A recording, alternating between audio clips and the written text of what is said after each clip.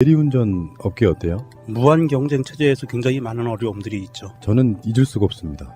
어떤 분이 찾아왔어요. 우리 방송 초창기 때 후원하고 싶다. 방송을 너무 열심히 하니까 후원하고 싶다고 찾아왔어요. 돈을 잘 버시는 분이었나 봐요. 아니요. 대리운전 사장님이었죠. 그게 박근혜가 그 엄혹하던 시절에 팟캐스트 전체 시장에서 최초의 광고입니다. 그분은 어떻게 소비자들한테 돌려줄 것인가를 연구하시는 분이에요. 뭘 줄 것인가. 금액으로 적립도 할 수 있어요. 굉장히 그 엄혹하던 시절에 큰 힘이 되어준 업체다. 사람이 가져야 될 의리가 있다고 생각합니다. 큰 차이가 없다면 지금까지 우리를 지켜준 이런 분들의 업체를 이용하는 것이 대리운전은 1800-6606 1800-6606 블랙박스 대리운전이요. 그럼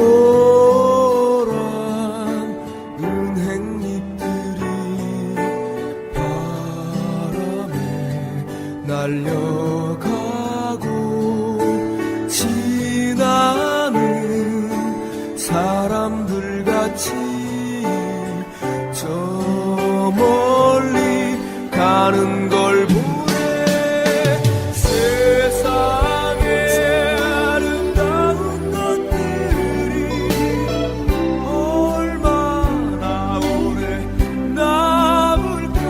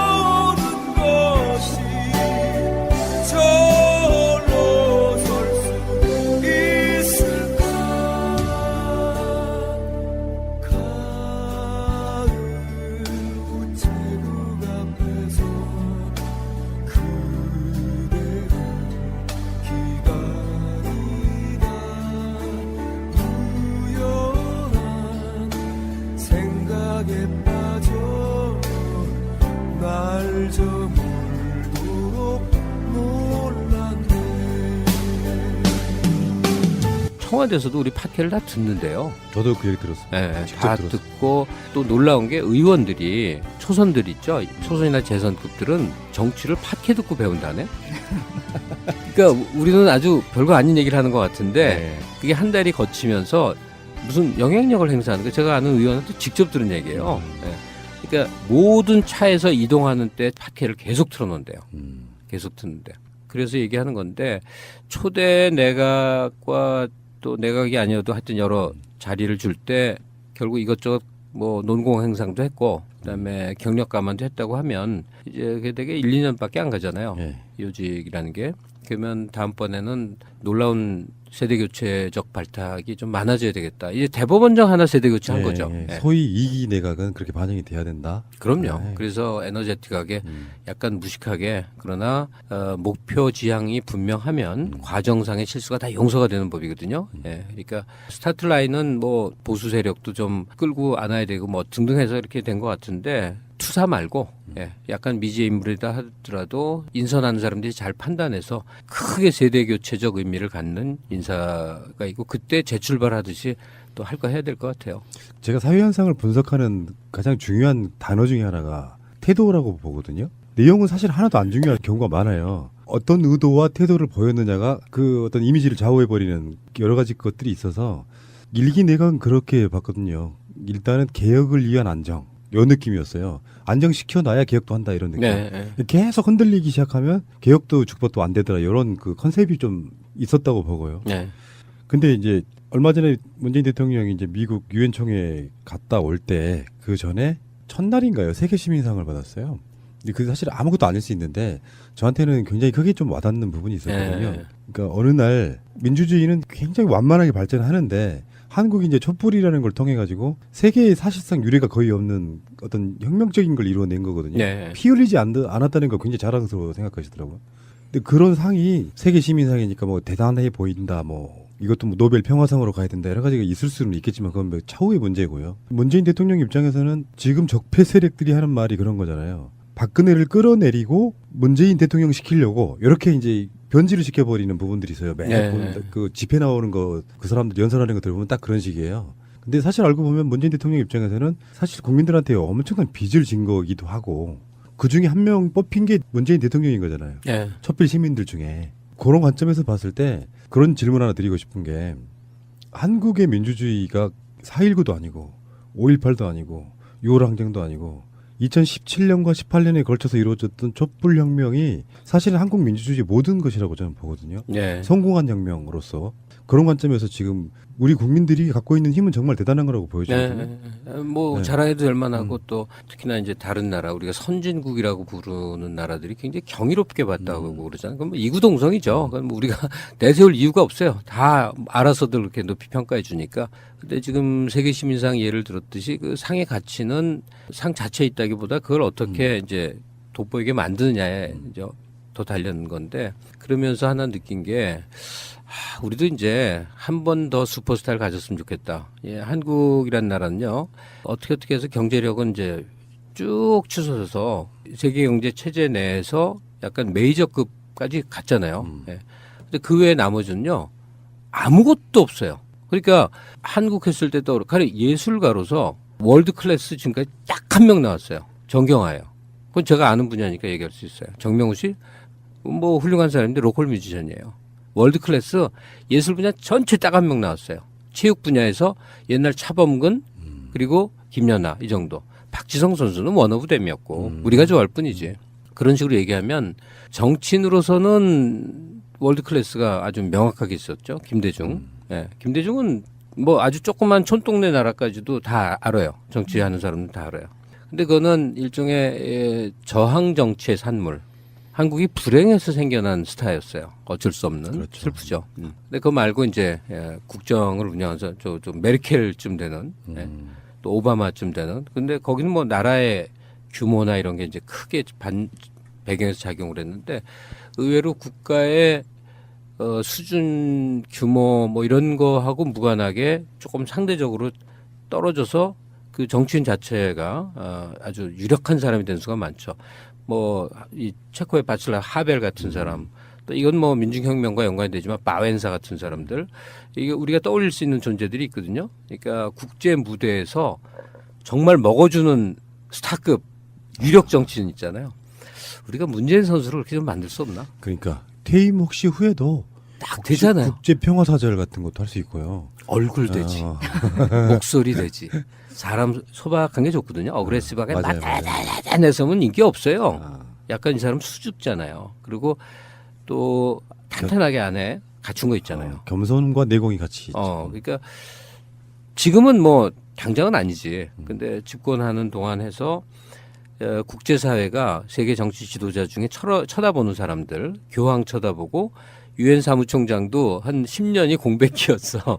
한국인 총장 때문에 없는 사람, 노바디가 돼버렸다니까. 네. 근데 구테레스는 요즘은 다 인용하잖아요. 구테레스가 뭐라고 그랬다. 그리고는 이제 뭐 미국 대통령과 몇몇 지도자인데 그런 반열에 우리가 좀 만들 수 있지 않을까? 문재인 선수. 얼마나 자랑스럽까? 일단 그 시작점이 세계 시민상 받은 거예요. 세계 시민들 중에서 가장 뛰어난 세 사람 이번에 받은 거 아니에요? 여기 지명도가 계속 쌓이고 그 나중에는 그렇게 돼야 된다 봐요. 문재인 하면 떠오르는 뭔가가 있어야 돼요. 네. 외국인들이 봤을 때도. 아니 그러니까 무슨 호주 총리나 뉴질랜드 총리는 하고 싶어도 할 수가 없어. 뭐 돌고래가 많이 나타났어. 이것밖에 뉴스가 없는데 어떻게? 캐나다도 그러니까 옷 잘 입고 뭐 이런 걸로 하잖아요. 우리는 분쟁의 한가운데야. 전 세계 화약고 같은 그 한가운데 있단 말이에요. 그러니까 정말로 롤이 크죠. 새가 날아든다는 여러분들의 하트를 먹고 삽니다. 잊지 않으셨죠? 에피소드 제목을 누르고 플레이가 되면 오른쪽 위에 하트를 꼭 눌러주세요. 오늘도 감사합니다. 더 많은 분들이 들을 수 있도록 하트 꼭 눌러주세요. 제가 생각했던 건 그거였어요. 처음에는 트럼프하고 반대점에 있는 건데 노스코리아 뉴클리어 드라이버. 그러니까 북핵을 너무나 이렇게 남들이 보기에는 자랑스럽게 느낄 정도로 잘 해결해버린 사람. 그런 브랜드를 갖지 않을까라는 생각을 해봤어요. 아니 근데 문재인을 왜 슈퍼스타의 가능성으로 보냐면 지금 슈퍼스타예요. 왜냐하면 지지율 80%대를 계속 유지해. 지금 많이 떨어졌다 그러는데 이런 고공 지지율의 배경을 한 번만 잘 보잔 말이에요. 뭐냐면 잘난 정치 지도자를 우리가 많이 봤어요. 이인재 같은 사람. 이인재는 지금 코미디언으로 보지만 한창 때는 아주 똑똑하고 연설 잘했어요. 그러니까 자기가 독주해서 뭐 미안한 얘기지만 노무현 대통령도 그랬어요. 자기가 툭 튀어나왔어요. 이런 사람들은 이쪽에서 맞고 저쪽에서 맞고 막 하면서 굉장히 뭐가 일이 잘 안 풀려. 근데 문제는 뭐냐면 항상 열세야. 뭐 안철수가 악각되면 굉장히 막 괴로워하고 힘들어하고 뭐 하는데 하여튼 그 과정을 우리가 너무 잘 알잖아요. 처음 정치한다고 나와서 지금까지 그러니까 몇 년이죠? 저번 대선 때 나왔으니까 5년. 한 5, 6년 세월 우리가 문재인을 봤잖아요. 그러면 당대표 된다고 그럴 때도 되기도 어렵고 당대표가 되고 나니까 또 그렇게 삿대질이나 하고 뭐 이상한 사람들이 최고위원이라고 앉아갖고 이탈하고 그렇게 안 되죠. 뒤집어 봅시다. 근데 민주당이 더러운 놈들은 다 나가서 제일 클린한 정당이 되더니 지지율 제일 높아. 대통령 먹어. 그러니까 파이널 루저가 있고 파이널 위너가 있는데 문재인 씨는 막 빛나서 잘나서 화려해서 막 사람들한테 이게 아니야. 정반대로 고개 숙이고 힘들어하고 솔직히 이 대통령한테 이런 표현하면 똥을 싸고 힘들어. 근데 보면 파이널 위너야. 사람을 다 자기 앞으로 끌어와요. 야권에 쟁쟁한 사람들이 다 자기 앞에 오더란 말이에요. 그리고 최종적으로 최종적으로 이겼잖아요.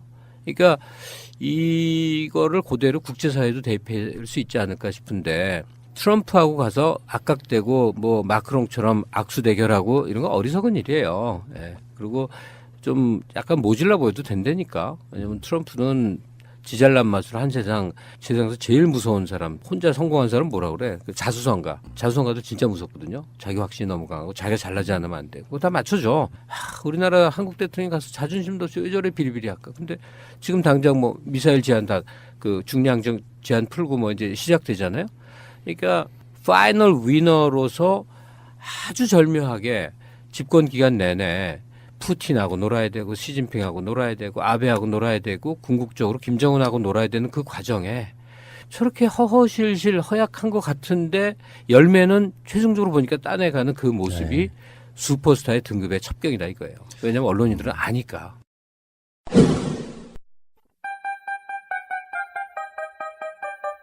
직장에 다니다 회사가 망해서 급여를 못 받으신 분, 법적으로 구제받을 방법이 있습니다.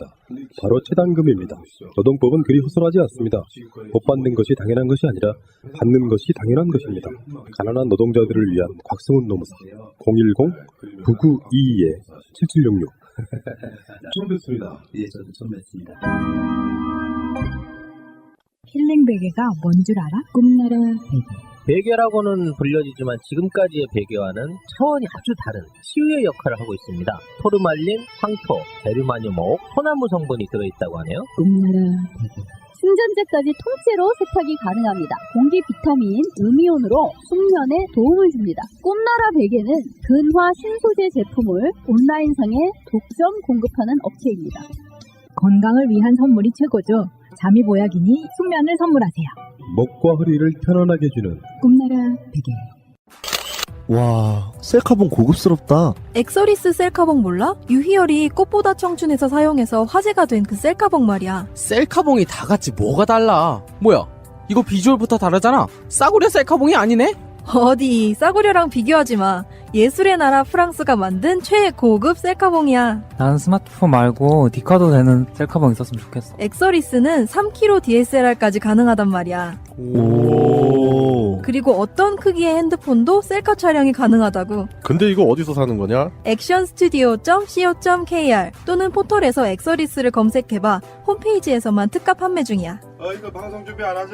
그런데 엑스리스가 뭐냐? 셀카 마니아라면 누구나 갖고 싶은 셀카봉. 럭셔리하네요. 언론들은 그래요. 북핵, 트럼프 공방이 오가면은 문재인 대통령의 한반도 운전자론, 뭐 어려워져, 힘들어, 무용지물 뭐 이렇게 표현을 쓰고 있거든요.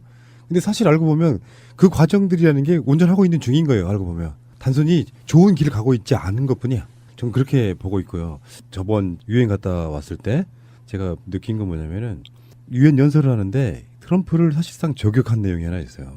그게 뭐냐면 롤럴드 레이건을 언급하는 겁니다. 트럼프한테 레이건은 정말 사부 같은 사람이에요. 강한 미국을 주창한 그 아젠다를 그대로 갖고 와서 대선에서 이긴 거거든요. 근데 레이건이 갖고 있던 그 모든 것들은 유엔 연설에서 했던 이야기가 주로 그런 것들입니다. 대화, 평화. 힘은 결론적으로 평화를 만드는 데 쓰는 거지 전쟁 일으킨 게 쓰는 게 아니다는 그 논리를 갖고 있는 거예요. 그러면서도 직접 트럼프를 만났을 때는 하나 웃기는 장면이 하나 나오는데 개탄스럽다. 이게 굉장히 코미디적으로 뭐 영어식으로 표현하면은 또 다른 느낌이겠지만 북핵에 대해서 개탄스럽다고 이야기를 했어요. 근데 트럼프가 막 그걸 재밌게 받아서 웃었어요. 이유가 뭐냐면 그게 대선의 원동력이었던 단어예요. 막말하는 사람은 그런가 보다 하고 내버려 두잖아요. 근데 힐러리 클린턴이 그런 말을 안 하는 사람인데 한마디로 말하면 우리나라 말 하면 막말을 한 거예요. 트럼프가 개탄스럽다. 번역이 약간 좀 느낌 다른데 그것 때문에 힐러리의 지지율이 막 떨어져요. 그래서 결국은 당선된 영우가 개탄스럽다예요. 근데 김정은을 욕할 때 문재인 대통령이 개탄스럽다고 욕을 하니까 갑자기 트럼프가 머릿속에 대선 때 승기를 잡았던 그 단어가 똑같이 매치가 된 상태인 거예요. 그러면서 나름대로는 이게 정말로 이렇게 의도하고 이야기한 건지 아니면 이게 한쪽에서는 채찍을 들고요. 한쪽에서는 당근을 이렇게 주면서 생각보다 굉장히 노련한 뭔가가 있더라. 네. 네. 내가 적어도 이 새날을 함께하는 마음의 연대를 느끼는 분들만에게라도 간곡히 호소하고 싶은 거는 트럼프 같은 사람하고 협상해서 막 고개 빳빳이 세우고 말싸움에서 이겨봐야 아무 소용없는 겁니다. 그러니까 트럼프한테도 숙이고 시진핑한테도 왠지 지고 들어가는 것 같고 그리고 뭐 나머지 주요 정상들하고도 다 그런 관계 맺기를 현재는 해야만 된다고 저는 믿어요.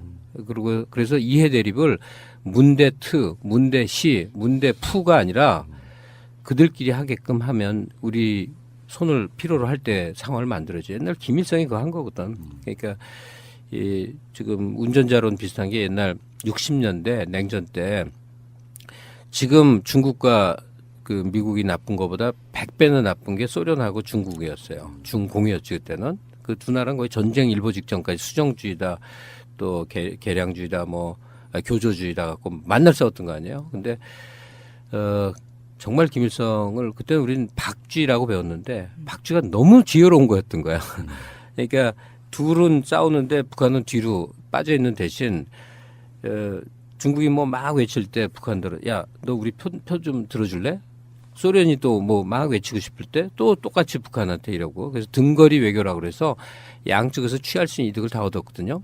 근데 지금 남한 정부의 입장을 막 주장하고 내세워갖고 중국 정부하고도 불편해지고 미국하고도 투닥투닥하면 이건 정말 오리알이죠. 그러니까 우리가 코리아 패싱이라서 존재감 없다고 그러잖아요. 그건 지금 굉장히 잘하고 있는 거고 어쩔 수 없이 불가항력적인 미중, 미러 뭐 이런 그 강국들 간의 갈등 관계에서 우리가 아주 지혜로운 처신을 하는 수밖에 없어요. 근데 지금은 왜 뭘 내세우냐고 우리가 뭘 갖고 있다고 그러니까. 아무것도 없는데.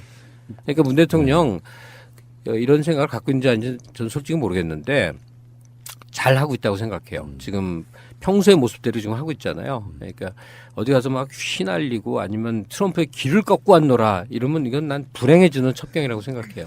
의미 없음. 실리를 추구하면 되는 것이고. 그럼. 밖에서는 트럼프하고 이제 알고 보면 그것도 에너지 많이 썼는 일이라고 생각이 들어요. 실실하는 거겠지만. 네. 근데 실제로 다시 한국으로 돌아오면 앞에 저는 홍준표는 별거 없다고 보는데요. 안철수. 그러니까 안철수가 갖는 의미가 정말 꼴보기 싫은데 협조도 구해야 되는 대상인 경우 있잖아요. 사인간에도 그런 경우 있거든요. 저 거래처 사장 정말로 만나기 싫고 막 쟤 망했으면 좋겠는데 제가 도와줘야만 내가 돈을 벌어. 그런 상황에서 어떻게 해야 됩니까? 근데 안철수에 대한 속마음을 얘기하면 한국어로 하기가 좀 그래요. 개탄스럽다. 연민 같은 건데 깜냥이 안 된 사람이 이제 이것저것 다른 분야에 성공해갖고 이제 권력까지 갖고 싶어서 여기까지 오다 보니 참 이상한 모습인데 요는 문 대통령이 유엔 총회 연설을 가기 전에 전화로 거의 이제 사정을 했다는 거예요. 대통령이. 그리고 결과론적으로는 하여간 인준안 통과가 됐어요. 예. 대법원장 통과는 작은 의미가 아니거든요. 매우 상당히 큰 의미일 거예요. 좀 사람들이 모르는 게 있는데 심재환이나 이정희 같은 사람들이 옛날 같으면 다 저기서 떨어집니다. 마지막 그 1차 되고 사법고시 1차 되고 2차 되고 마지막 인터뷰에서 다 떨어지는 거예요. 근데 DJ 집권 딱 하고 운동권 출신들 사법고시 다 뽑았거든요. 그러면서 지금 사법부에 그래도 건강한 사람들이 포진해 있는 건데 하물며 대법원장이 그런 시각 갖고 있으면 기대해도 좋을 것 같아요. 더구나 12년 할 거거든요. 첫 임기 6년. 한 번 더 하면 12년이에요. 그러니까 입법부는 뭐 말할 것도 없고 정세균은 구렁이지. 예. 정세균은 자유한국당 만세 그래도 믿어도 된다니까요. 예. 그러니까 거기는 확실하고 지금 무슨 얘기하다가 여기까지 흘러왔죠. 할 얘기가 있었는데. 예, 안철수 얘기인데요. 예. 그러니까 안철수 현실적으로 인정해야 되는 사람인데. 예, 아니 그런데 문제는 안철수하고 대통령이 잘 지내는 게 문제가 뭐가 있냐면 안철수가 과연 당 장악력이 있냐 했을 때 지금까지 검증된 거 보니까 그냥 껍데기 저기 아니에요. 대표 아니에요. 그때 방송으로도 우리가 말씀드렸죠. 안철수의 엄청난 패배다라고 보는 게 맞죠. 예, 그래서 뭐 서울시장 나올 것 같지 않아요? 서울시장 나올서 떨어짐으로 해서 정기현태로 이어지는 그림. 저는 서울시장 안 나간다고 보는 쪽이고요. 보궐선거를 나갈 것이다, 국회의원. 거기 노원에 또 다시? 아니요. 거기는 법적으로 불가능해요. 예. 노원병은 법적으로 불가능하고 성파 정도가 명분이 있다니까요. 최명길 자기 당 지역구이기 때문에. 근데 뭐 예언은 좀 섣부르지만 어디 뭘 해도 안 될 것 같은데요. 네. 지역구 나와도 서울시장 나와도 그러니까. 그 마음의 신망이란 게 있어요. 근데 안 될 거야 아마. 근데 안철수의 심리 분석을 좀만 해보면 어떤 느낌이냐면은 정말 전형적인 그런 과예요. 뭐가 잘 되면 내가 잘해서고 뭐가 못 되면 잠깐 운이 없을 뿐이야 생각하는. 그 당시에 왜 김명수 대법원장 후보자 인준이 됐을 때 자기 속마음은 겉으로 다 드러났잖아요. 반대한다고.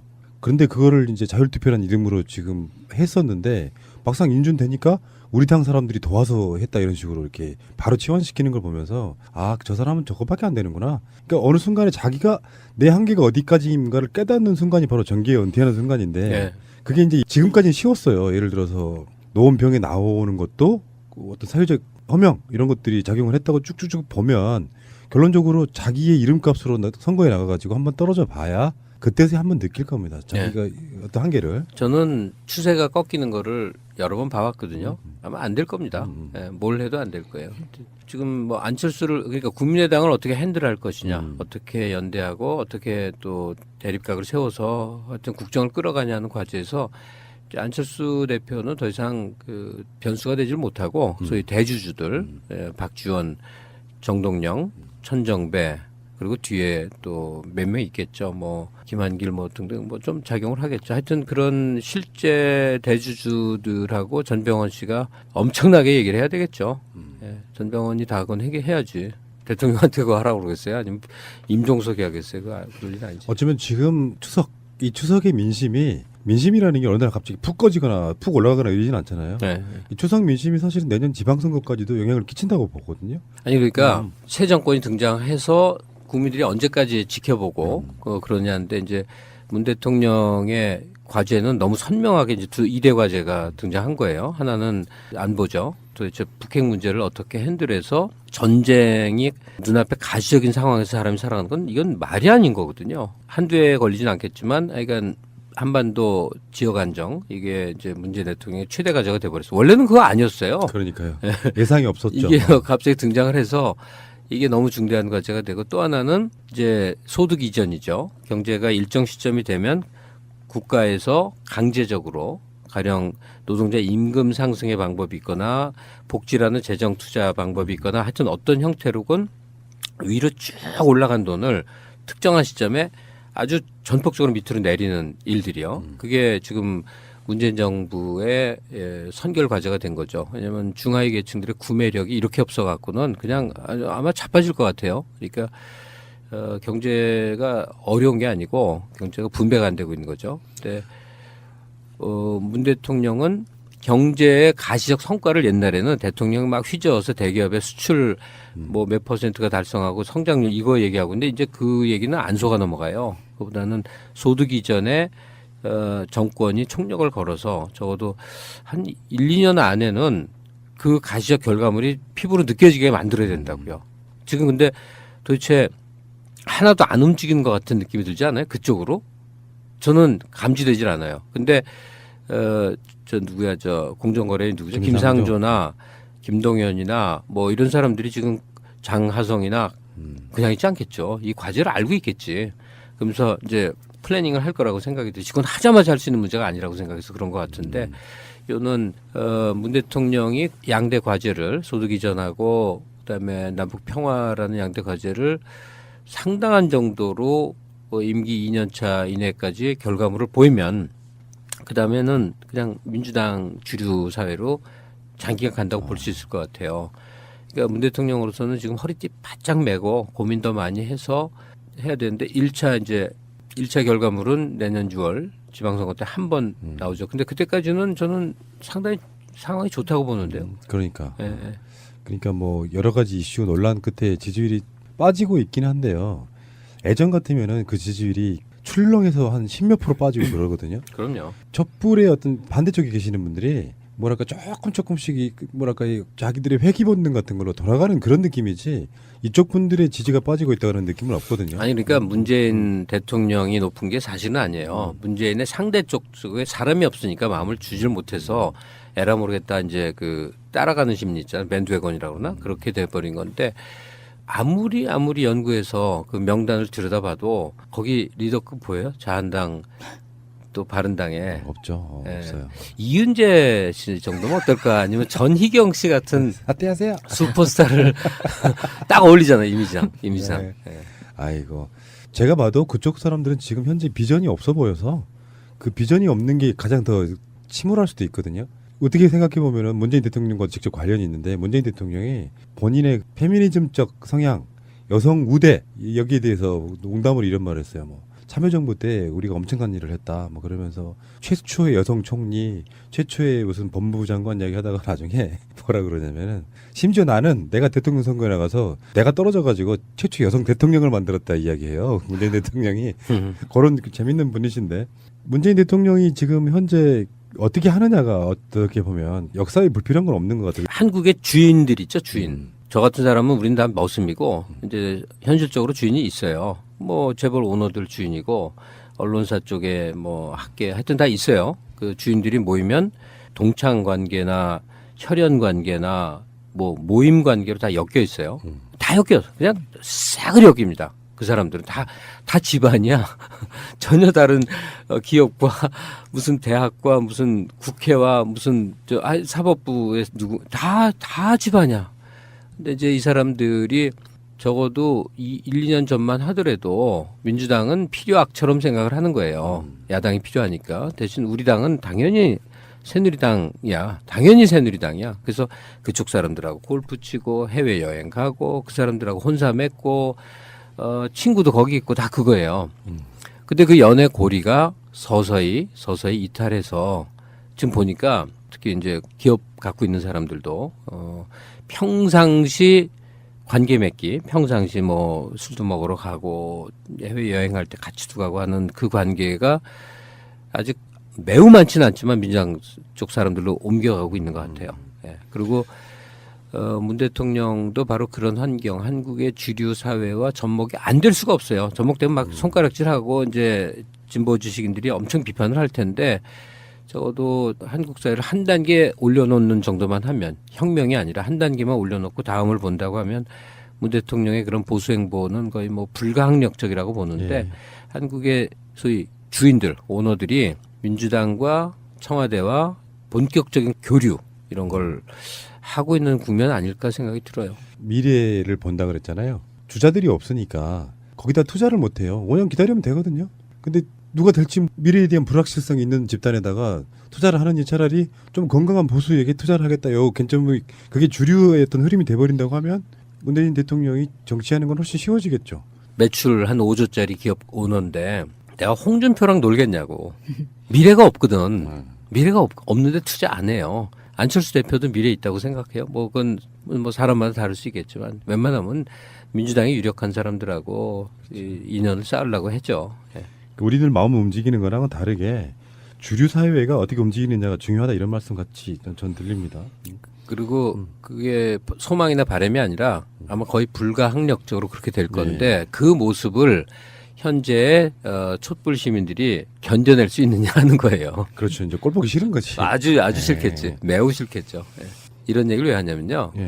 저는 일생을 변두리에서 살았고 제 삶의 환경도 그런데 막 커피 얘기를 하면 갑자기 상류 사회가 되고 또 제가 좋아하는 이런저런 취향을 얘기하면 갑자기 하이소사이어티로 간주되는 게 있어요. 그럼 굉장히 재밌거든.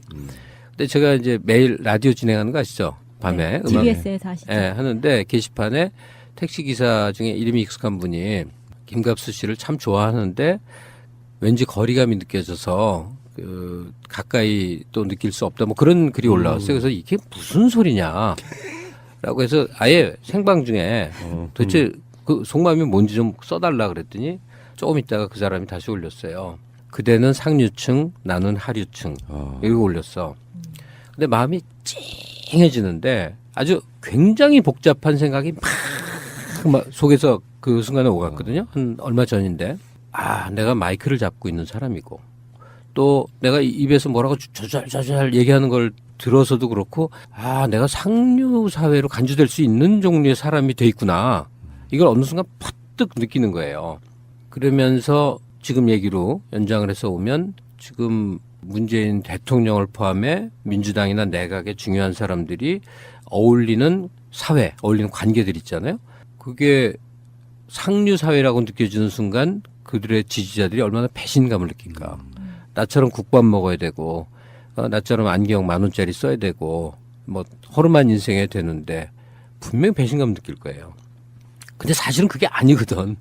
속마음은 그게 아니거든. 그리고 생활을 얼마나 서민적으로 사느냐는 전혀 문제가 아닌 거거든요. 그렇죠. 인식의 문제니까. 하여튼 뭐 말이 좀 복잡해졌는데 간단히 추리자면 적어도 한국 사회가 한 단계 도약하는 것으로 문재인과 민주당이 사회의 주류가 되는 과정이 있다고 한다면 기성의 지지층들이 상당히 배신감을 느낄 여지가 많을 것이다. 그런데 어쩔 수 없고 그렇게 가는 것이 우리로서는 한국으로서는 잘 되는 길이다. 자한당이 다시 권력을 회복하는 그 그림보다는 한 200배 나은 일이다. 이렇게 생각을 합니다. 아까 작가님이 택시 기사님의 사연하고 좀 비슷하게 느꼈던 게요. 우리는 뭐 지금 뭐 예를 들면 이 팟캐스트를 해가지고 기득권이 돼서 지상파로 들어가는 거 이런 것이 아니잖아요. 그냥 박근혜 때나 지금이나 이 일을 하고 있는 거거든요. 내가 뭔가 계급적으로 뭔가를 뛰어넘었다고 생각하진 않아요. 그냥 일상에서 만날 수 있는 동네 아저씨 이런 개념이거든요. 근데 어느 날 어떤 이슈들이나 어떤 논란 끝에 우리를 대하는 거 보면 저 양반들이 우리를 기득권으로 보고 있다 이런 생각이 들 때가 있어요. 그죠. 그런 느낌 받을 때 있죠. 네. 처음에는 동의를 못했는데 그분들 입장에서 계속 생각을 해보니까 우리도 그렇게 보일 수가 있겠구나라고 생각이 들어서 그만큼 우리가 거만해졌나 이런 생각이 들어서 정신 바짝 차려야겠다 이런 생각을 했던 기억이 나거든요. 저는 정말 이 방송을 끝나는 그날까지 정말 같은 느낌으로 가고 싶어요. 단지 나는 김갑수 작가님을 만날 수 있는 위치에 있는 것 정도가 내가 누릴 수 있는 최고의 위치인 거예요. 근데 그 얘기 헛소리 하나 보태면 난 근데 좀 없는 척이 너무 싫어. 그러니까 많이 봅니다. 잘 아는 사람이 시계가 5,000만 원짜리 시계거든요. 우연히 알았어요. 야 이거 얼마나 하냐 그랬더니 하여튼 알았는데 거기 나가서 그 반찬 깎는 얘기를 막 하는 거야. 예능 프로에서. 그걸 좋아하는 걸 알거든. 그러니까 없는 척과 못난 척이 한국에서는 인간적인 것으로 그렇게 됩니다. 근데 나는 너무 싫어.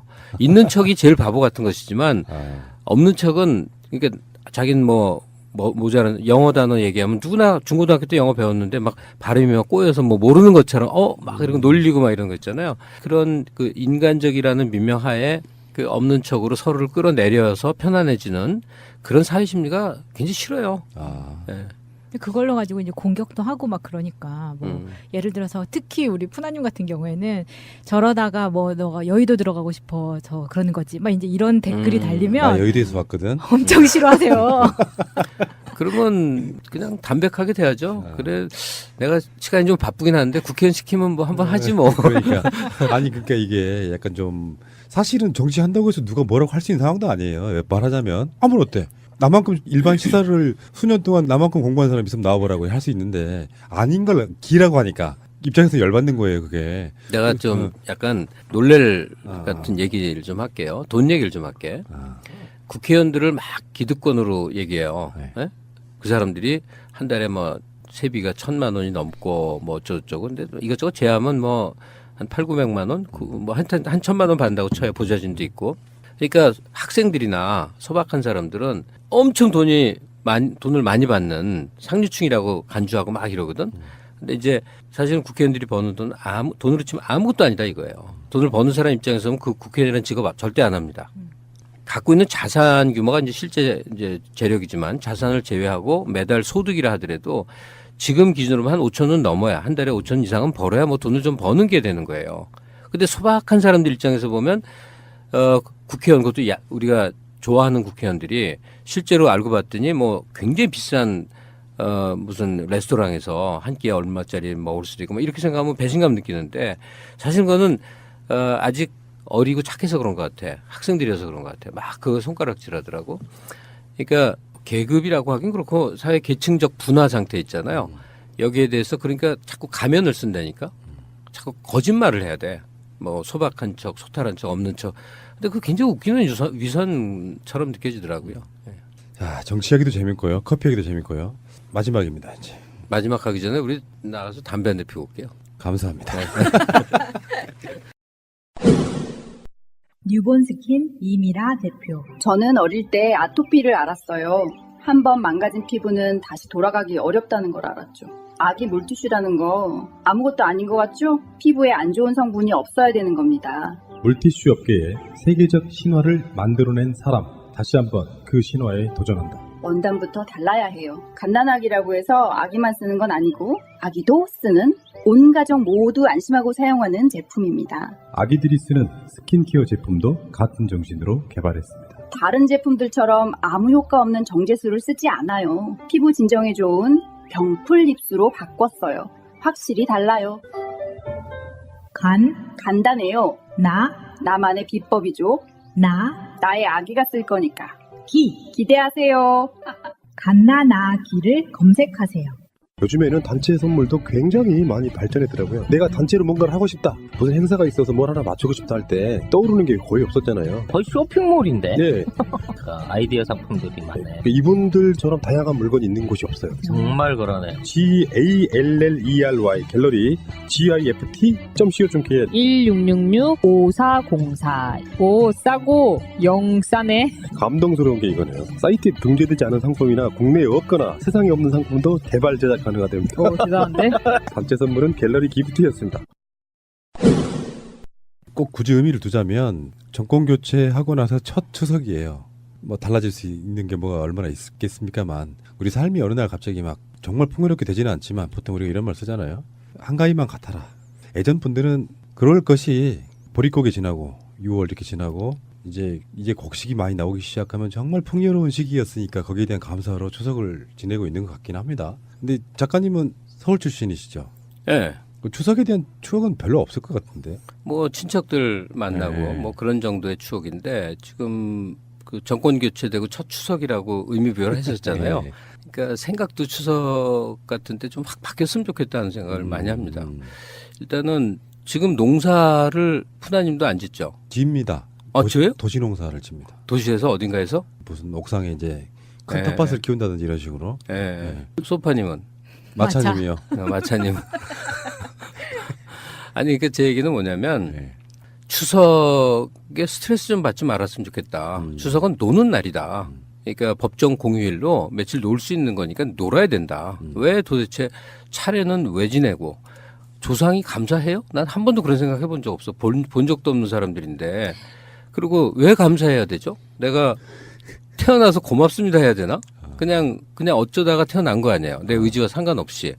그리고 지금 태어나서 지금까지 내 인생을 개척해온 게 내 의지와 내 노력이었지. 무슨 조상의 음덕이 뭐 어디 개떡 같은 소리지 그런 게 어딨냐고. 그리고 부모님한테 왜 이렇게 감사해야 돼요? 정말 웃기지 않냐고. 아니 부모가 하룻밤에 쾌락 때문에 내가 생겨난 건 맞고 그다음에 뭐 어릴 때 학교도 보내주고 옷도 입혀주고 밥도 먹여줬지만 그걸 그렇게 고마워해야 되냐고. 역시 쿨하셔. 아니 내 나름의 이제 소신인데 전통 사회가 농경 사회였는데 그거를 지금도 굳이 유지해야 된다는 그 고집스러운 신념이 뭘까? 조상은 지혜로웠고 뭐 과거는 찬란했고 부모님은 훌륭하신 어르신들은 뭐 나는 사회에서 나이 많아서 어른이 된 사람 치고 좋아 보이는 사람을 별로 못 보겠거든요. 그냥 나이가 많아지면 뇌가 몽롱해져서 이제 서서히 이 지상에서의 삶을, 지구에서의 삶을 마감하는 모습인 거지. 거기다 내가 뭐 그렇게 그러냔 말이에요. 그래서 제가 제 스스로 인생을 이제 관리할 수 있을 때, 결혼 이후가 되겠죠. 그 전통 방식은 싹 없앴어요. 제사 같은 건 뭐 택도 없고, 제사를 왜 지내냐고. 그러니까 차례의 의미를 원래 우리는 알잖아요. 농사를 지어서 햇곡식으로 예를 올린다. 사실은 그 예라는 건 땡스기빙 데이 같은 거죠. 야, 이렇게 풍성한 수확이 있으니 잘 먹읍시다. 거기다 의무부여는 조상의 덕입니다. 뭐 그 정도는 아름다운 미덕인데 농사를 짓지도 않고 그다음에 조상과 나의 계열적 관계의 인식은 이미 끊어진 거고 뭐냐면 전통사회라고 하는 중세까지는 인간이 개인으로 존재한 적이 없어요. 내가 속한 거대한 어떤 전체 속의 일원이기 때문에 옆에서 사람은 끊임없이 죽고 끊임없이 태어나고 그 순환의 한 연장이 있기 때문에 누구의 죽음도 그렇게 슬픈 게 아니고 누구의 새로운 생명에 대해서 그렇게 과잉되게 애정을 퍼붓을 것도 아니고 전체 속에 내가 있었단 말이에요. 근데 산업사회가 있었고 산업사회 이후의 사회죠 지금은. 이 상황을 거치는 동안 우리는 철저하게 원자화됐어요. 나라는 개체로 존재해요. 그것은 좋다거나 그것은 나쁘다거나로 판단하는 게 아니라 여기 꽃이 하나 있는데 이 꽃은 좋아요 나빠요. 그냥 꽃으로 존재하는 거죠. 평가할 일이 아닌 거예요. 사람살이의 양식이 바뀐 거라고. 관계 맺기의 양식이 바뀐 거고 나로서 존재하는 방식이 바뀐 거란 말이에요. 그러니까 제발 좀 전통에 좀 안 매였으면 좋겠다. 예. 난 더구나 전통이라는 게 굉장히 좀 구질구질한 느낌이 더 들어요. 그래서 일단 친척이 왜 중요할까? 저도 그건 진짜 동의해요.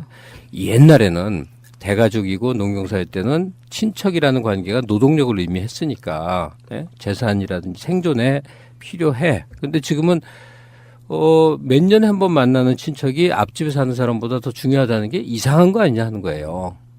부모 자식은 뭐 사랑이라는 관계가 있을 수 있고 또는 미움이라는 형태의 사랑이 있을 수 있지만 이 집안을 그렇게 소중히 여기는 게 저는 38 따라지 출신이어서 그런지 잘 납득을 못 하겠어요. 집안이. 그러니까 뭐 강력한 연고인 건 맞죠. 그런데 옛날서부터 생각해왔던 그 깊은 유대에 대해서는 별로 동의가 안 가요. 저도 육춘이 있는데 그 집안하고 저는 전혀 별개예요. 작가님 말씀은 확실히 서울 출신답다는 생각이 들어요. 이건 반론까지는 아니고요. 제 생각을 말씀드리면 인간 자체는 원래 외롭고 고독한 존재라는 그 전제에 출발을 해보면 그래도 같은 피, 가까운 피라는 거에 대한 연대감, 솔리더리티가 여기서 나오는 거야. 그게 심리적으로 이렇게 안정감을 주는 부분이 있어요. 아니 근데 핏줄의 유대감이 전통사회였다면 지금은 가령 생각이 같은 사람, 취향이 같은 사람, 왠지 그 느낌이 좋은 사람, 뭐 이런 이런 관계가 오히려 더 중요한 것일 수 있지 않겠냐 하는 거예요. 한 커뮤니티에서 산다든지 뭐 이런 것들. 그러니까 만약에 핏줄의 중대성이 이제 현재 약화됐다면 이런 얘기 못 하겠지만 지금은 너무 강한 거야. 너무 당연한 걸로 여겨요. 혈연?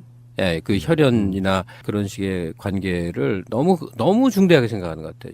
특히나 제일 심각한 게 부모 자식 관계인데 뭐 40 몇 살, 뭐 50 몇 살들도 엄마 아빠 하면서 이렇게 자녀로 평생을 사는데 그게 이 무책임해지는 요인이라고 생각해요. 어떻게 계속 평생 부모고 내가 태어난 건 유전자를 밑에 다음 세대에 보내라고 있는 거니까 제일 인생에서 제일 중요한 건 나. 그다음에 내 배우자. 그다음에 내 자식. 그다음에 여분이 남은 내 윗대 부모로 가면 이게 자연스러운 거지. 그렇게 부모를 공경하고 모셔야 되고 섬겨야 되고 부모가 그렇게 다 훌륭하냔 말이에요. 전혀 안 그렇거든. 추석을 맞이하면 벌써 수십 년째 늘 이제 마음에 없는 소리를 해야 돼요. 저는 방송 특히 라디오를 많이 했으니까 그 특유의 클리셰들 뭐 조상 뭐 하는 말들이 있잖아요. 그런 걸 전혀 마음에 없이 해야 돼. 이번 추석 때도 할 거예요. 그러네요. 네. 속마음으로는 이게 뭐지? 뭐 이런 생각을 해요. 제가 비난받을 몇 가지가 있는데 그 중에 이제 그 지금 말하듯이 전통에 대한 거부감이 있고 또 하나가 종교 같은 거예요. 그걸 왜 갖지 불편하게?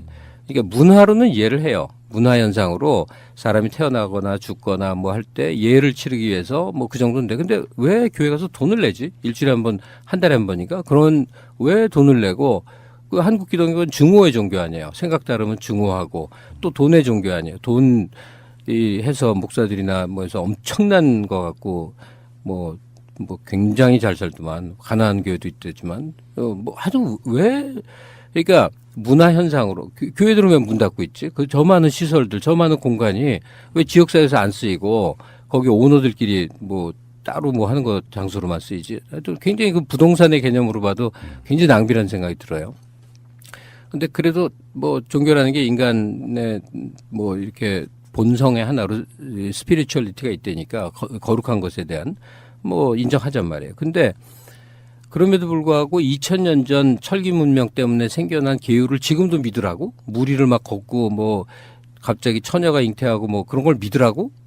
난 그런 이 서방권의 내 지인 중에 그런 거 믿는 사람 교회 다니지만 한 번도 못 봤어요. 저도 마찬가지. 2000년 전 전설이지. 왜냐하면 통치 범위를 넓혀야 되니까 그 자기 그 소속된 공간에 계율을 따르는 게 훌륭한 일이다라고 믿게 하는 어떤 기제 같은 거죠. 예. 그래서 뭐 문화 현상으로 종교가 있는 건 좋을 수도 있는데 삼천 대천 세계라든지 뭐 불교의 그 뭐 옥기단번이 몇천 년 만에 뭐 그런 걸 다 믿으라고?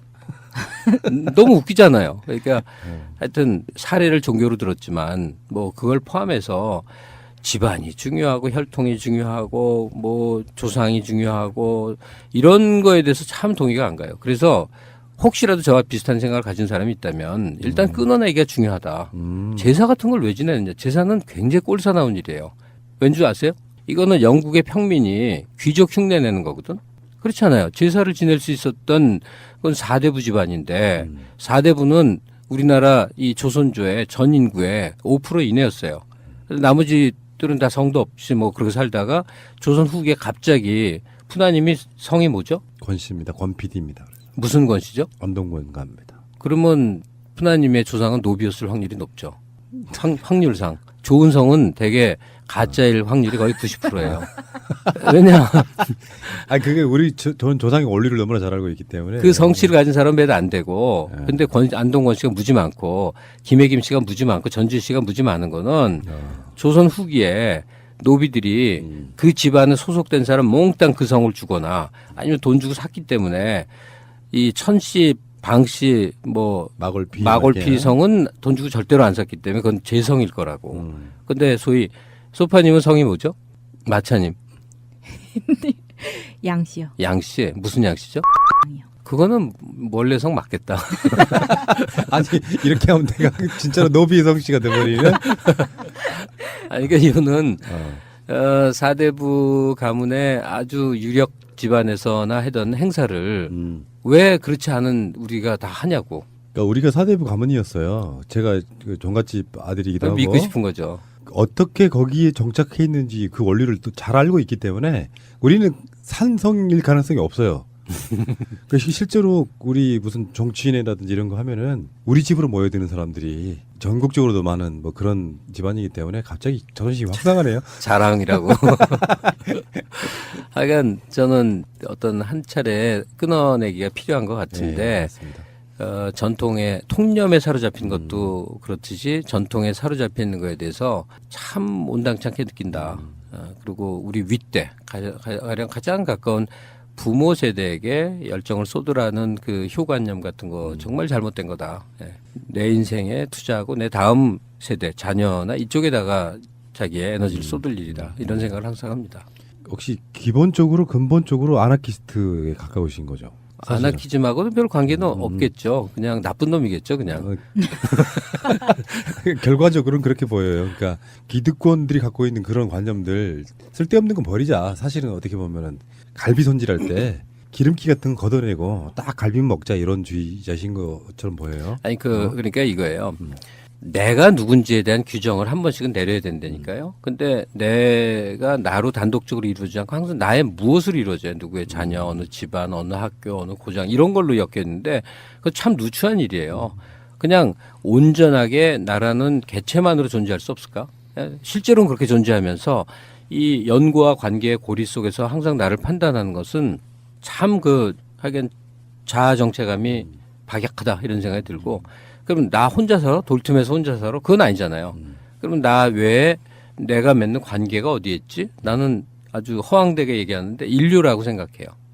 왜냐하면 우리는 한반도의 어느 귀퉁이에서 살고 있는 것 같지만 인류라는 전체 흐름의 동향 속에 같이 올라타서 왔다는 걸 어느 순간에 깨닫게 된다고요. 범위를 좁히면 한국이 되겠지만 한국인이란 범주 안에 있고 싶진 않아요. 네, 그건 너무 지긋지긋한 일이야. 국적을 바꿀 수만 있었으면 벌써 바꿨을 거예요. 그런데 바꾸고 싶은 나라는 별로 없어. 국적을 한 3년에 한 번씩 이동하고 다녔으면 참 좋았을 것 같아요. 아나키스트 맞잖아요. 이거는 우리는 너무 한국인이고 투머치 코리아냐. 물론 한국인이란 국적을 갖고 있지만 그걸 그렇게 밤낮으로 인식하고 살아야 되나? 그렇듯이 범위를 자꾸만 자기 연고 속에서 규정해서 나라는 걸 이렇게 생각하는 거는 좀 버려야 될 습성 같아요. 벌써 저보다 선배님이신 우리 김갑수 작가님이 이렇게 말씀하시는데 저는 올 추석에야 비로소 제 꿈을 하나 이루거든요. 제 꿈이 아니고 사실 어머니 꿈이었죠. 네. 아까 말씀드린 대로 종갓집의 7대 장손 며느리셨어요. 그러니까 온갖 집안의 그 대소사가 무지하게 많으셨죠. 그러다가 어머니가 이제 아버지는 돌아가셨고 예전에 자식들하고 명절에 음식 장만 안 하고 여행 가는 게 평생 꿈이었어요. 네. 올 추석에 그 꿈을 이루시는 거거든요. 아, 좋다. 네. 네, 그렇게 해요. 그래서 뭐 일찍이 수개월 전에 서둘러 가지고 우리 형제들이 제주도 3박 4일 갔다 오는 네. 일정이 있거든요. 너무 좋다. 그래서 어머니도 처음 해보시는 경험이에요, 그게. 네. 굉장히 약간 죄의식에 시달릴지도 몰라요. 네. 추석 당일날 차례를 안 지낸다는 부분. 근데 그 부분에 대해서 우리 아들들이 전혀 반대하거나 뭐 이상하다 이래 하지 않고 당연히 그렇게 합시다. 한 번쯤 그렇게 한번 해봅시다. 이게 한번 관례가 되면 매년 추석이나 설마다 꼭 그렇게 안 해도 된다는 어떤 인식이 생길 것 같고 그러면 삶이 좀 훨씬 풍요로워지지 않을까 이런 생각 해보는 거죠. 네. 약간 명절을 이제 좀 생각을 바꿔서 휴일, 할러데이 노는 날 그리고 노동을 하지 않는 때. 그러니까 막 음식을 엄청나게 차리고 옛날에 그랬잖아요. 뭐로 그러냐고 먹을 게 없냐고 사 먹거나 평상시랑 똑같이 먹으면 되지. 뭐 먹는 거에 뭐 한이 서린 거 아니잖아요. 그래서 그런 거를 위해서 시간을 바치고 노력을 할 일을 싹 면제하면요. 좋죠. 추석. 이번에 또 길잖아요. 네. 제일 좋은 건 여행 가는 거고. 작가님 뭐 하세요? 방송 출연하십니까? 몽땅 생방을 합니다. 하루도 못 쉽니다. 주로 어디 나가시는데요? 그거 리스트 좀 해주세요. 아니 그보다 데일리 밤에 라디오 DJ니까 그 추석 특방을 해. 근데 이제 아나운서한테 맡기고 쉴 수도 있는데 보니까 눈치를 보니까 해야 되겠더라고. 네. 왜냐하면 저처럼 아무것도 안 하는 사람이 없는데 딴 사람들은 다 바빠요. 시댁도 가야 되고 뭐 그래서 뭐 내가 할게 그냥 그러고. 저랑 비슷하시네요. 이게 남자들의 그 도예지 출신 남자들의 한 20%쯤이 갖고 있는 로망이 있어요. 심야 라디오 DJ 하는 겁니다. 그래서 음악도 좀 틀어줘. 뭐 안녕하세요. 김갑수입니다. 해보세요. 분위기 있게. 선생님 다 가지셨네. 네, 그게 다 가지신 거예요. 저는 지금으로부터 한 15년 전에 이 스마트폰 같은 것들이 안 나오던 그 시점에 인터넷 심야 라디오 DJ를 해봤어요. 실시간 청취자가 한 2만 명쯤 되는. 근데 그때 그 느낌이 지금도 한번 해보고 싶다는 느낌이 들 정도로 그냥 로망이에요. 음악이 생방송으로요. 무조건 생방송해야 돼. 팟캐스트는 완전히 다른 개념이니까 그 당시만 해도 이제 위앰프를 갖다 놓고 위앰프라고 이렇게 프로그램에 음악들 리스트를 시켜놓고 하나씩 틀어주고 올라오는 사연 읽어주고 내 이야기하고 요 과정이 밤에 이루어지면요. 사람이 그 중독은 지금 막 작가님 말씀하신 커피, 담배에 비교할 수가 없어요. 본인이 좋아서 하시는 거야. 내가 봤을 땐 그래요. 돈도 생기고. 그런 거 명절에 그러면은 이제 댁에도 한번 가셔야 되고. 제가 근데 이런 주장을 얘기하면 굉장히 이상하게 사는 줄 아는데 그런 건 아니고 제가 처음 이제 돈을 벌게 된 게 83년부터거든요. 어디 직업적인 일로. 그때부터 지금까지 부모를 100% 부양하니까 쉽지는 않은 일이죠.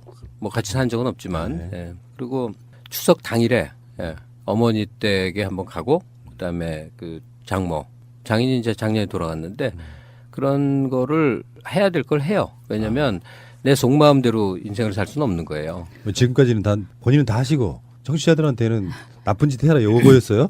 아니. 그러니까 절충이 있는 거지. 예컨대 아버지 돌아갔지만 저 제사 안 합니다. 절대로 안 해요. 그냥 마음속에 가끔 안 됐네 그 양반 이런 정도는 생각을 하지. 예.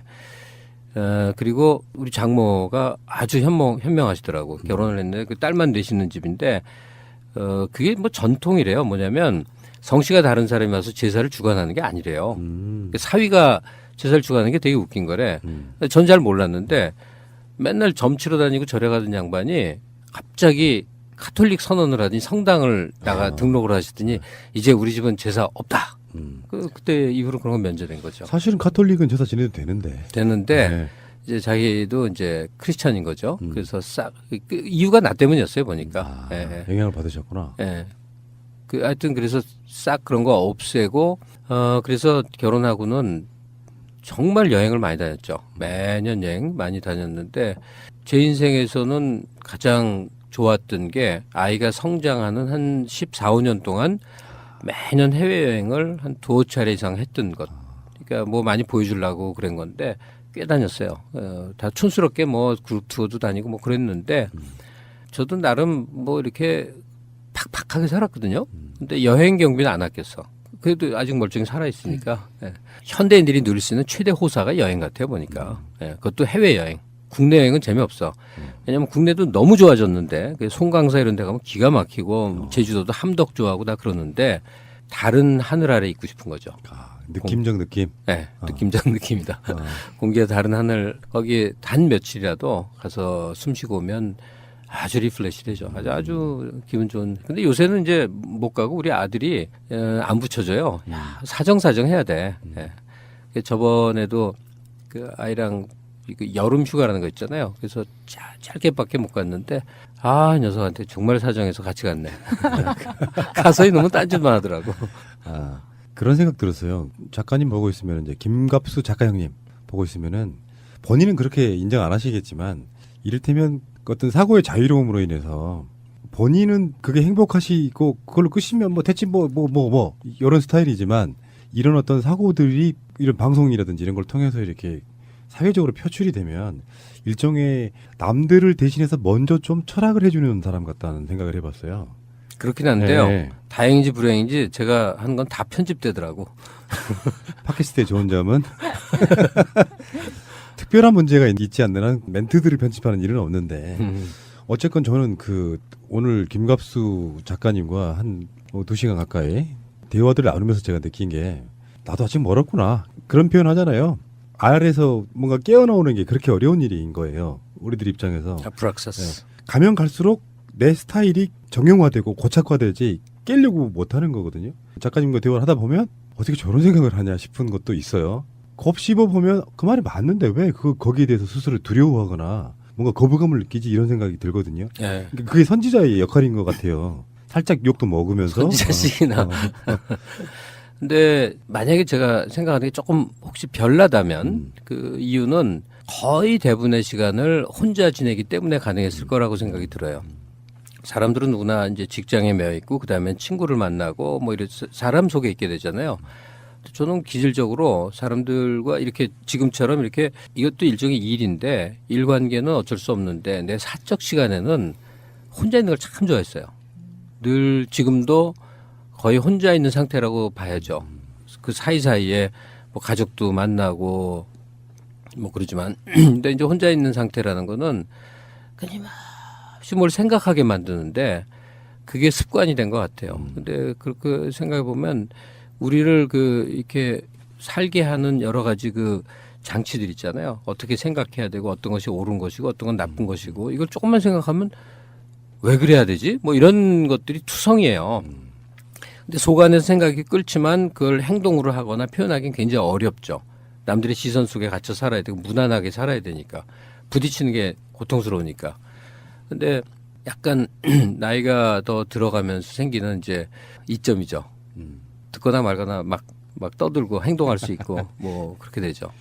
우리 작가님은요 커피와 음악과 혼자 있는 시간 간혹 그러다가 처음 보는 매력적인 이성이 한 시간 정도 출렁하게 해놓고 또 가고. 근데 체력이 안 돼서 아무것도 못해요. 옛날부터 별일이 많았는데. 네. 그건 뭐. 근데 그런 것들이 슬프지 않으세요? 뭔가 어떤 게? 내가 예전과 많이 달라졌고 지금 작가님이 느끼는 나이에 대한 느낌이 만약에 70대, 80대에 보면 정말 젊은 나이잖아요. 네, 상대적인 그렇죠. 거란 말이에요. 네. 근데 이미 저만 해도 제 느낌이 뭔가 되게 슬프다. 이제 굉장히 저물어가는구나 느낀단 말이에요. 네. 근데 또 작가님 나이가 제가 되면은 이 나이가 엄청 젊었던 걸 거 아니에요. 네. 그 속에서 뭔가 올바른 방향성을 갖는 게 정말 어려운 부분이겠다 이런 생각을 해보거든요. 그러니까 지금 갑자기 우리 얘기 말미인데 너무 이제 큰 과제를 덩 과제를 줬는데 다음에 나오시기로 하시고 네. 그거 준비해 오십시오 그러면은. 아니 제가 58세예요. 그러니까 어정쩡한 나이 아니에요. 그런데 한 30년 전에 이 나이였다면 이제 죽음에 대한 성찰을 하면 돼요. 내가 소멸될 거에 대해서. 근데 지금 보면 일반적인 경우만 봐더라도 한 30년을 더 산다고? 20년을 더 살거나? 20, 30년 세월이면 꽤 길잖아요. 그러니까 20년 동안 죽음만 생각하고 사는 건 너무 웃기잖아. 그렇지. 예. 죽음에 대해서는 뭐 나름 생각을 했어요. 절대로 아무것도 대비하지 않는다. 어느 날 이렇게 쭉 가던 것이 툭 끊어지는 거다. 이렇게 생각을 해요. 저는 아무것도 준비하지 않을 거예요. 저 물건이 많잖아요. 판이 막 몇만 장 있고 아무것도 대비하지 않을 거예요. 박물관 소리 하는데 내가 미쳤냐고 시간이 그거 할 시간이 어딨냐고. 장례 비용은 남겨두고 하셔야죠. 그거 좀 팔면 저기 장이 터 하나 사도 될. 지금 이제 60을 바라보는 이 시점에서 내가 가져야 될, 그러니까 내가 이제 해야 될 것, 나를 즐겁게 할 것, 뭐 몇 가지 항목이 있잖아요. 지금 생각하면 이렇게 결정하는 게 좋겠다는 게 거의 생각이에요. 물론, 이런 방식으로 한 60년을 살았으니까 그 다음엔 넥스트 스텝은 전혀 다른 길을 걷자도 있을 수 있어. 근데 가만히 보니까요. 저는 이메일을 처음 받은 주소를 지금도 똑같이 써요. 그 유니텔이에요. 다들 아니 유니텔 14,500원씩 지금까지 돈을 내고 있어요. 한 달에.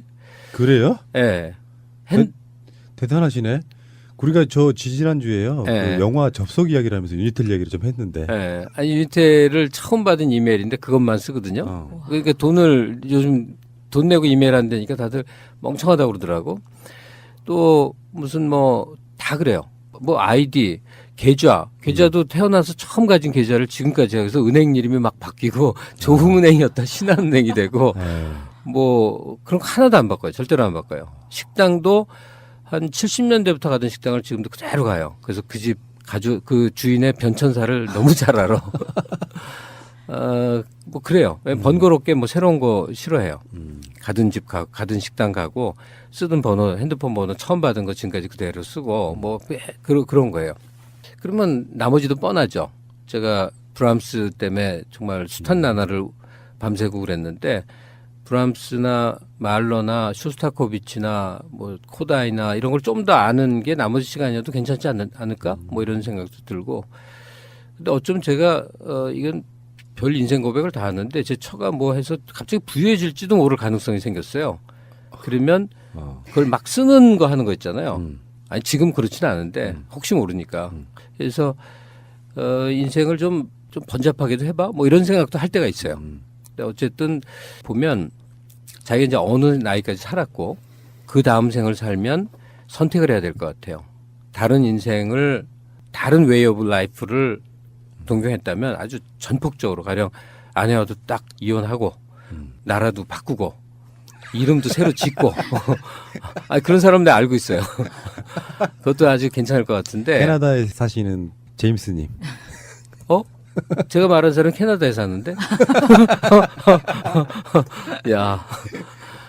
근데 계속되는 것을 계속하는 것도 나쁘지 않을 것 같긴 해요. 저는 이제 팟캐스트 하면서요. 보람 느끼는 게 뭐 여러 가지가 있겠습니다만 가장 개인적인 보람은 내가 모르는 분야의 어떤 분이 나와서 색다른 이야기 들려주는 거. 그게 첫 번째고 두 번째는 저보다 선배여야 돼요. 선배님들의 이런 이야기들을 듣는 게 참 좋습니다. 그러니까 이게 이 지점만큼 기득권이고 싶어요. 누군가에게 이렇게 이야기를 들을 수 있다는 거. 그냥 일반인이었으면 김갑수 작가님을 만날 이유가 없잖아요. 그럼 우리는 프렌드야. 또 이게 또 무슨 말씀하려고 그러시나 했다. 아니 이거는 인문학적인 거예요. 우리가 한두 살만 차이 나도 형 동생하고 앉았어. 이게 얼마나 웃기는 거야. 그럼 세상의 모든 사람은 위거나 아래야. 호칭이 문제가 아니라 심적으로 친구일 수 있죠, 당연히. 네. 그러니까 이게 일제유산이거든. 조선조 때는 형이란 칭호를 썼어요. 형. 형이 뭐냐면 윗사람 그 형이 올더 브라더가 아니고 엘더 브라더가 아니고 프렌드란 말을 형이라고 그렇죠. 썼어요. 김형, 박형 이게 다 네, 부호칭이잖아요. 네. 그 스팬이 10살이에요. 10살 범위는 다 친구였어요. 그럼 저는요? 그때는 20대인가? 소파님은 마차요. 마차. 마차 같은 소파. 그러니까 아직 30대죠. 네. 그러면 여친이지 뭐. 여친 등극. 그러니까 하여간 우연히 학교에 어떤 고등학교에 1년을 먼저 다녔다고 왜 윗사람이 돼야 되지? 난 정말 참을 수가 없어요. 우연히 1년을 늦게 들어오면 막 고개 숙여야 되나? 그게 초등학교건 중앙고등학교건 대학교건 뭘 먼저 산 사람 우리말로 센파이 선배 그게 왜 공경과 대접의 대상이 될까? 굉장히 웃기는 거라고요, 그거는. 그렇죠. 점점 그런 어떤 마인드들을 바꿔 가야겠죠. 네. 수평적 개념으로 좀 바꿔야 될 필요가 그냥 있다고요. 프렌드거나 이제 살아온 세월이 워낙 많이 차이지만 선생도 괜찮죠. 네? 근데 뭐 몇 달을 따져서도 형 동생하고 언니 동생 하더라고. 난 도저히 그건 정말 동의할 수가 없어요. 그리고 나이가 더 많은 사람이 더 위여야 한다는 것도 되게 웃기다고. 그거는 왜냐면 그 사람의 인격적 가치나 태도나 뭐 이거하고 그 사람이 형인 거하고 무슨 관계가 있냐고. 그러니까 존중할 만하면 존중하지만 나이가 나보다 10살 위지만 이거는 밟을 거면 밟아버려야지 왜 나이 때문에 위아래를 따지냔 말이에요. 아주 동의할 수 없어요. 알겠습니다. 그 사회적 질서라는 부분도 좀 있어야 되니까. 질서가 왜 있어야 되냐고. 여기서 네? 논쟁 시작되면 또 2시간 더 하는데. 아, 우리 오빠들. 알겠습니다. 충분히 알아들었고요. 네. 동의합니다. 왜냐하면 이거는 궁극적으로 맞는데 너무 혁명적으로 갈 수가 없기 때문에 저는 김갑수 작가님의 말씀을 반만 수용하겠습니다. 어느 날 갑자기 뜬금없이 우리 작가님도 만약에 길거리 지나가다가 갑수야! 이런 개념, 물론 호칭은 친구랑 약간 다른 개념이겠지만 그럴 때 진심으로 기분 나빠하지 않을 뿐이라고 저는 생각을 하기 때문에 이 말씀에 대한 진정성을 믿는 거예요. 감사드리고요. 방송하다 보면 제가 힐링해드리는 분이 있어요. 최근에 나왔던 이상호 기자가 막 인터뷰 말미에는 거의 우시더라고. 최근에 이상호 씨 한번 봤다. 네. 반대로 힐링 받는 인터뷰가 있습니다. 제가 좀 지칠 때쯤에서 자 좋은 시간에 엄청난 에너지를 받았던 것 같습니다. 못 하신 이야기나 이런 거 있으십니까? 네, 다 얘기했고요. 이번 추석 때 철저하게 노시기 바랍니다. 무슨 행사하는 날 아니에요. 네. 자, 정말 좋은 말씀 잘 들었고요. 다음에 또 나와주실 거죠? 네, 좋습니다. 감사드리고요. 그러면 이제 추석 잘 지나고 여러분들 또 생활에 어떤 그 활력이 생기는 바로 그 시점에 다시 뵙겠습니다. 고맙습니다. 고맙습니다. 네.